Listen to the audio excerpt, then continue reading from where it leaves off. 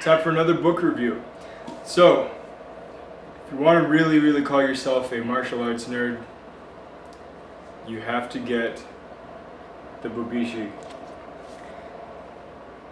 This is a fantastic read. This is a translation with a lot of footnotes and background and history and whatnot.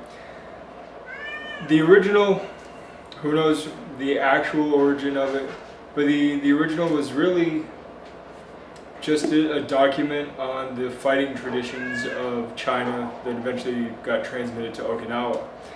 And Patrick McCarthy, who did the translation and the notes and whatnot, has done a fantastic job of detailing the history, including competing theories. My cat is in heat, forgive her noise.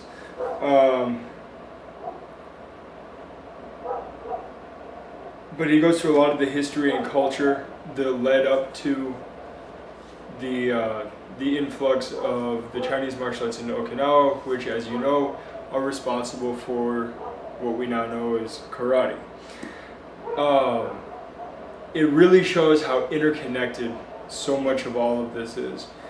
And as an interesting aside, you know, between the late 1800s and the early 1900s, like the 1880s through the 1930s, when industrialization hit Asia in a massive way,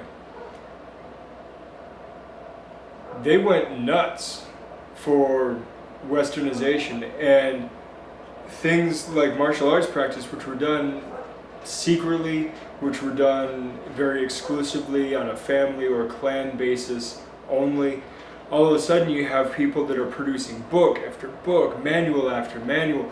People are getting the information out there. All of a sudden we have this explosion of information. Just so happens to coincide with my favorite fictional period, steampunk, and by extension diesel punk. Between the 1880s, you know, the end of the American Civil War and the beginning of World War II, in that time frame, Asia really opened up and westernized, and we got a lot of access. We didn't necessarily get it initially, but because of the advent of the printing press and the more recent endeavors of translators and whatnot, we've gotten such a wealth of information from, you know, the masters a century or more ago. There are older texts, but before that time period, a lot less was reliable. Things were hand drawn and, you know, hand transcribed. There were a lot of errors and whatnot. The technology of mechanical printing was really a boon to keep things nice and neat. And the original Bubishi was written long before that was a thing. And it was still never a printed thing. People kept on passing it down through the family, through their lineage. And there are actually different versions of it because of that, because if a master had two disciples and those two disciples copied it, one made a mistake or added something or removed something, all of a sudden you've got two different versions of it. And we see this over and over and over again with these old documents. But this is a really fantastic read. Don't expect it to be some guide to, you know, the secrets of how to do martial arts better. It's not really that.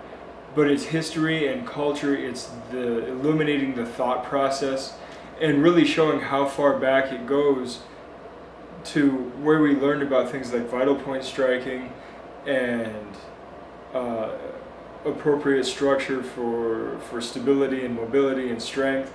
It's really a history book. It's a history and culture book.